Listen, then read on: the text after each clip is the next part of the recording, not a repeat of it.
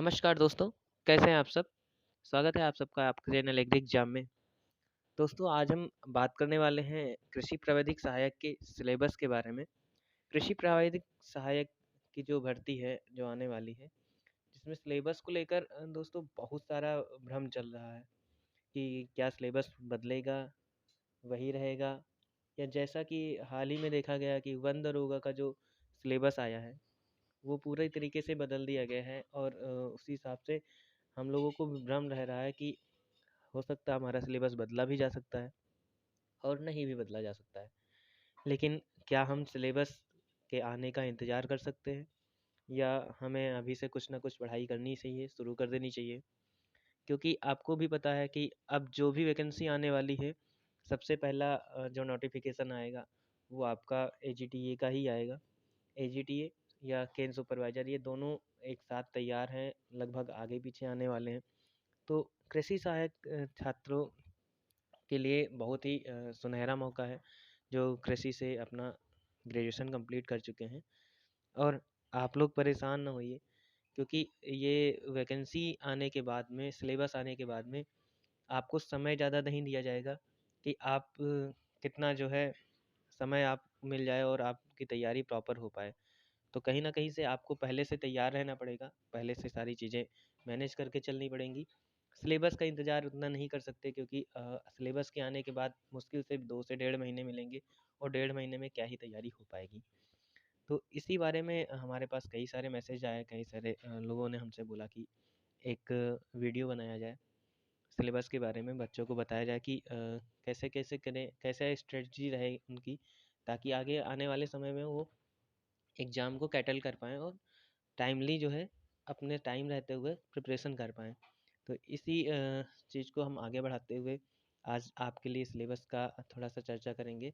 और पट cut off के बारे में, अगर पेट की कट ऑफ के बारे में है देखना है, तो इससे पहले हमने एक वीडियो बना रखा है, जिसमें हमने पेट के एक्सपेक्टेड कट ऑफ के बारे में बताया है।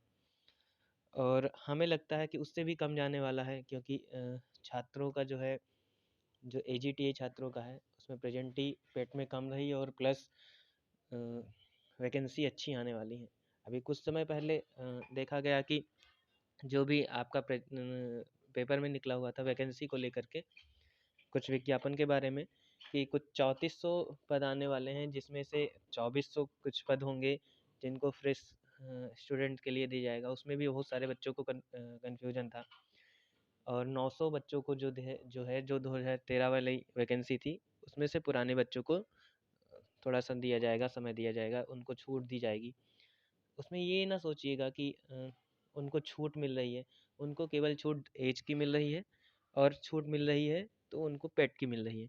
बाकी एग्ज़ाम में कट ऑफ 3500 की वैकेंसी पे ही बनेगी, 3400 की ही वैकेंसी पे बनेगी, जो जिसमें आपको पूरा-पूरा हक है लड़ने का। आप अगर अच्छी तैयारी कर रहे हैं, तो आपका सिलेक्शन 3500 में होगा। वो 900 उनको छूट ज़रूर दी जाएगी, लेकिन आप भी जानते हैं 2013 वाले बैच के जो बच्चे हैं, उसमें से बहुत सारे लोग कहीं प्राइवेट जॉब में हैं, कहीं कुछ गवर्नमेंट दूसरी वैकेंसीज़ में निकल गए हैं। कुछ ही बच्चे हैं जो कुछ तैयारी ही नहीं कर रहे हैं, बहुत सारे लोग हैं तैयारी नहीं कर रहे हैं। तो ना के बराबर लोग मिलेंगे, तो कॉम्पिटिशन उनसे नहीं है, कॉम्पिटिशन जो है वो हम लोगों के अभी जो बच्चे हैं जिनके साथ अभी जो पढ़ाई कर रहे हैं 2-3 साल से, जो 2018 बैच से थे और उसके बाद से थे, इनके साथ ज़्यादा अच्छा से कॉम्पिटिशन है, तो पढ़ाई तो करनी ही पड़ेगी। और अब ज़्यादा समय बर्बाद ना करते हुए हम लोग पहले देखते हैं कि पिछला सिलेबस क्या था। क्या 2018 में जो पूछा गया था, वो सिलेबस के अनुसार कितनी सारी चीज़ें थी। पिछले 2018 में सिलेबस कैसा था? ठीक है दोस्तों, 2018 का जो सिलेबस देखा जाए, उसमें हमारे सामान्य बुद्धि परीक्षण से, मीन्स रीजनिंग से 50 क्वेश्चन पूछे गए थे, सामान्य ज्ञान से 50 क्वेश्चन थे और सामान्य विज्ञान और अंकगणित से 50 क्वेश्चन थे, ठीक है? और सामान्य हिंदी से 50 क्वेश्चन थे। जिसमें से सामान्य ज्ञान में करीब 50 क्वेश्चन में 35 क्वेश्चन आपके करीब एग्रीकल्चर के थे, बाकी करंट अफेयर था। करंट अफेयर था और कुछ क्वेश्चन 2-4-5 क्वेश्चन जो हैं आपके कोर जीएस से थे। बाकी ये सामान्य विज्ञान में भी आपको मोस्टली बॉटनी से क्वेश्चन देखने को मिले थे। फिजिक्स से और केमिस्ट्री से कम थे। बायोलॉजी और बॉटनी से ज़्यादा थे, बॉटनी से मोस्टली ज़्यादा थे। तो इस वजह से कहीं न कहीं पुराना जो सिलेबस देखा जाए था तो ज़रूर 50 क्वेश्चन का सामान्य बुद्धि परीक्षण और 50-50 क्वेश्चन के सारे सब्जेक्ट थे। लेकिन कहीं न कहीं देखा जाए तो एग्रीकल्चर का वेटेज सबसे ज़्यादा रहा। इसमें क्या था कि आपकी 200 अंक का जो था 200 बहुविकल्पीय प्रश्न थे और आपको समय 2 घंटे का मिला था। जिसमें एक प्रश्न जो था, जो 2 अंक का था, नकारात्मक जो था उसमें अगर 2 गलत होते हैं तो आपका एक काट दिया जाता था सही वाला। इसका मतलब ये हुआ कि 1/2 की माइनस मार्किंग थी। यहाँ पे थोड़ा-सा ये देखने को मिल सकता है, हो सकता है आपको 1/4 की माइनस मार्किंग देखने को मिले। बस ये चेंजिंग हो सकती है। अगर आपके सिलेबस में एग्रीकल्चर ला भी दिया जाता है तो ये आपको पहले से पता है कि हमें एग्रीकल्चर पढ़ना है। अगर आपका जीएससी पोर्शन रखते हैं, जीएससी पोर्शन रखते हैं तब भी आपको एग्रीकल्चर पढ़ना ही पड़ेगा, क्योंकि आपको भी पता है कि जीएस अगर रखते हैं तो एग्रीकल्चर पढ़ना ही पड़ेगा, क्योंकि 35 क्वेश्चन एग्रीकल्चर से थे।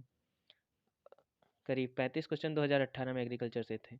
एग्रीकल्चर तो आपका पूछा ही जाना है, क्योंकि एग्रीकल्चर टेक्निकल असिस्टेंट का पोस्ट है, तो एग्रीकल्चर तो पूछा ही जाना है।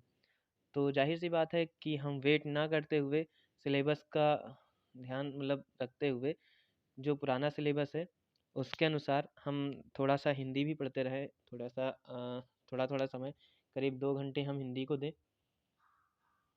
और 1 घंटे रीजनिंग को,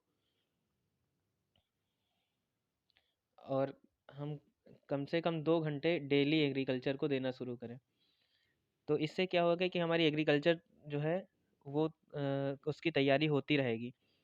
और बाकी बचा क्या, आपका जो मैथ है 1 घंटे इसको दे दें, है ना, और नॉर्मल जो है करंट अफेयर जीएस जो है 1 घंटे इसको दे दें, तो आप पढ़ेंगे 2, 3, 2, 5, 2, 7, करीब 7 घंटे का शेड्यूल बना के रखिए।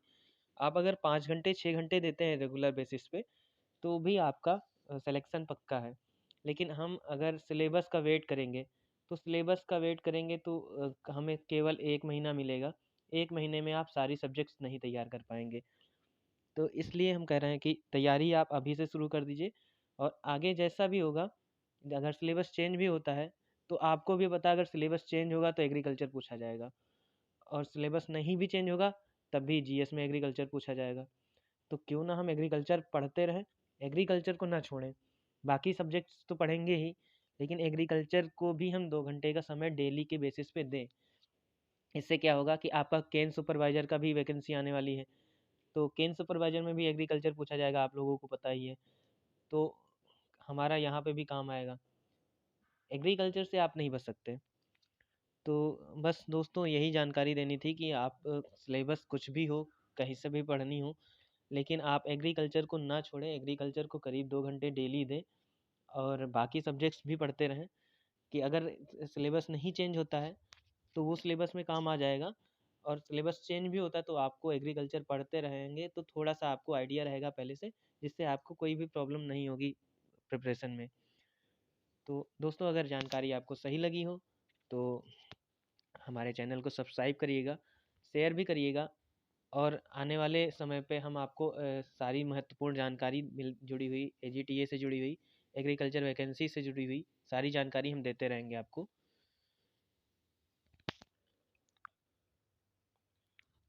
बस बने रहिए एग्री एग्जाम के साथ में, ताकि आपको सारी अपडेटेड जानकारियाँ मिलती रहें, और जल्द ही हम आपको आपको कोर्सेज का पीडीएफ भी भेजेंगे। आप अगर हमारे टेलीग्राम चैनल से नहीं जुड़े हैं, वहाँ पे आपको हम टेलीग्राम चैनल पे आपको अपने कोर्सेज का और हिंदी के नोट्स का, हैंड रेटेड नोट्स का हम आपको पीडीएफ प्रोवाइड करेंगे, जिससे आप अपनी तैयारी को बेहतर बना सकते हैं।